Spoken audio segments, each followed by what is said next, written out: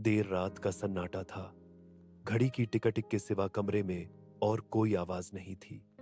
आर्यन अपने लैपटॉप पर काम कर रहा था। बाहर मूसलाधार बारिश हो रही थी। उसका एकांत अपार्टमेंट शहर की हलचल से दूर इस तूफान में और भी वीरान लग रहा था। अचानक लैपटॉप की स्क्रीन पर उसकी उंगलियां ठिठक गईं। उसने सुना एक धीमी लेकिन स्पष्ट दस्तक, टक टक। यह उसके दरवाजे की आवाज थी।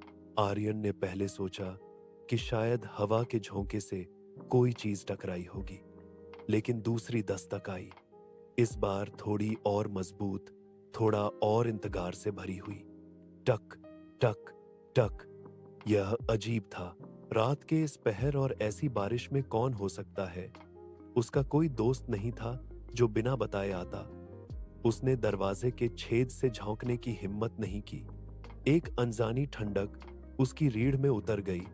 उसने धीमी आवाज में पूछा, रात के इस पहर और ऐसी बारिश में कौन हो सकता है? उसका कोई दोस्त नहीं था जो बिना बताए आता। उसने दरवाजे के छेद से झांकने की हिम्मत नहीं की। एक अनजानी ठंडक उसकी रीढ़ में उतर गई। उसने धीमी आवाज में पूछा, कौन है? बाहर से कोई जवाब नहीं आया, सिर्फ बारिश और हवा का शोर। आर्यन ने राहत की सांस ली। शायद कोई गलती हुई होगी। वह वापस अपनी कुर्सी पर बैठने ही वाला था कि तीसरी बार दस्तक हुई। इस बार यह वैसी मासूम नहीं थी।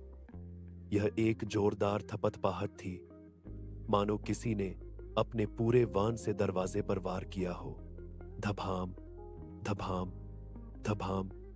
दरवाजा हिल गया। आर्यन के दिल की धड़कनें तेज हो गईं। उसके माथे पर पसीना आ गया। वह खड़ा रहा, सांस रोककर, एक डरावने इंतजार में।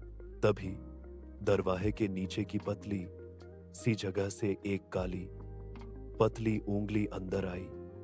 धीरे धीरे उंगली घिसटती हुई आगे बढ़ी, ठीक उसकी ओर जहां वह खड़ा था। उस उंगली के बाद एक काली परछाई दरवाजे के छेद से अंदर झांकने लगी। परछाई का कोई चेहरा नहीं था, सिर्फ गहरा कालापन। आर्यन की चीख उसके गले में ही घुटकर रह गई। उस परछाई से एक फुसफुसाहट आई, इतनी धीमी कि वह ठीक से सुन भी नहीं पाया, पर इतनी डरावनी कि वह समझ गया। फुसफुसाहट ने कहा, मैंने तुम्हें देख लिया।